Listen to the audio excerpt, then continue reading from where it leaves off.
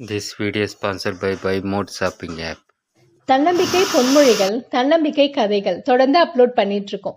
நம்ம அப்லோட் பண்ற எல்லா வீடியோஸ்க்கும் நோட்டிபிகேஷன் உங்களுக்கு வரணும் அப்படின்னா மறக்காம தவமே தமிழ் சேனலை சப்ஸ்கிரைப் பண்ணுங்க. தொடர்ந்து சப்போர்ட் பண்ணுங்க. ஆதரவளித்து வரும் அனைவருக்கும் மனமார்ந்த நன்றிகள். நம்ம சேனல்ல நிறைய தன்னம்பிக்கை தரக்கூடிய கதை பார்த்துட்டு இருக்கோம்.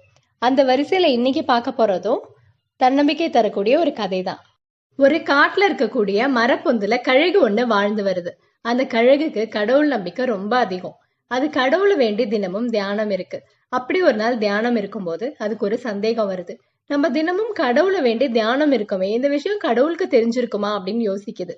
உடனே வானத்தை நோக்கி கடவுளை பார்த்து கேக்குது. கடவுளே, நான் தினமும் உங்களை வேண்டி தியானம் இருக்கனே, இந்த விஷயம் உங்களுக்கு தெரியுமா அப்படின்னு கேக்குது. கடவுள்கிட்ட இருந்து பதில் வருது. கண்டிப்பா எனக்கு தெரியும், என் மேல உனக்கு அதிக நம்பிக்கை இருக்கிறதும் எனக்கு தெரியும் அப்படின்னு கடவுள் சொல்றாரு.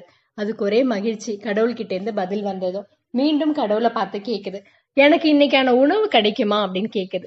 கண்டிப்பா கிடைக்கும், நானே அனுப்பி வைக்கிறேன் அப்படின்னு கடவுள் சொல்லிட்டு மறைஞ்சு போயிடுறாரு. கழுகுக்கு இன்னும் சந்தோஷம் அதிகமாயிடுது. இன்னைக்கு இறை தேட வேண்டிய அவசியம் இல்ல, கடவுளே நமக்கு உணவு தர்றேன்னு சொல்லிட்டாரு, அதனால நம்ம மீண்டும் தியானத்துல அமரலாம் அப்படின்னு சொல்லிட்டு தியானத்துல அமருது. காலையில இருந்து தியானத்துல இருக்கு.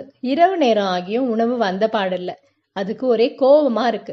வானத்துல இருந்து மீண்டும் ஒரு குரல் கேக்குது. கடவுள் கழுக பார்த்து கேக்குறாரு, உணவு உனக்கு அனுப்புனனே, வந்துச்சா, சாப்பிட்டியா அப்படின்னு கேக்குறாரு.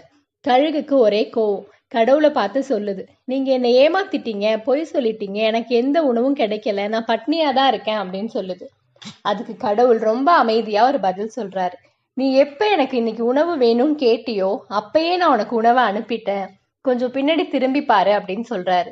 திரும்பி பார்த்தா ஒரு தவளை இருந்து கிடக்கு. இதுதான் உனக்கான இன்னைக்கு உணவு, ஆனா நீ திரும்பி கூட பார்க்கல, கடவுள் அனுப்பிடுவாரு அப்படிங்கிற அந்த தைரியத்துல நீ தியானம் மட்டுமே பண்ணிட்டு இருந்த. கடவுள் நம்பிக்கை இருக்க வேண்டியதுதான், ஆனா உன்னுடைய முயற்சி அப்படின்னு ஒரு முயற்சியும் இல்ல, சிறு முயற்சி கூட இல்லாம வாழ்க்கையில வெற்றி அடைய முடியாது, முயற்சி திருவினையாக்கும் அப்படின்னு சொல்லிட்டு கடவுள் மறைஞ்சு போயிடுறாரு. இந்த கதையில இருந்து நம்ம கற்றுக்கொள்ளக்கூடிய பாடம், முயற்சி இருந்தாதான் நம்ம வாழ்க்கையில வெற்றி அடைய முடியும். முயற்சி திருவினையாக்கும். வாழ்க்கையில 1000 தடைகள் வரலாம், நம்ம விடாமுயற்சியோட இருந்தா கண்டிப்பா வெற்றி அடையலாம். விடாமுயற்சி விஸ்வரூப வெற்றின்னு சொல்லுவாங்க. கண்டிப்பா முயற்சி பண்ணிக்கிட்டே இருங்க, வெற்றியாளரா மாறுங்க. வேறொரு கதை களத்துடன் மீண்டும் சந்திக்கிறேன். நன்றி, வணக்கம்.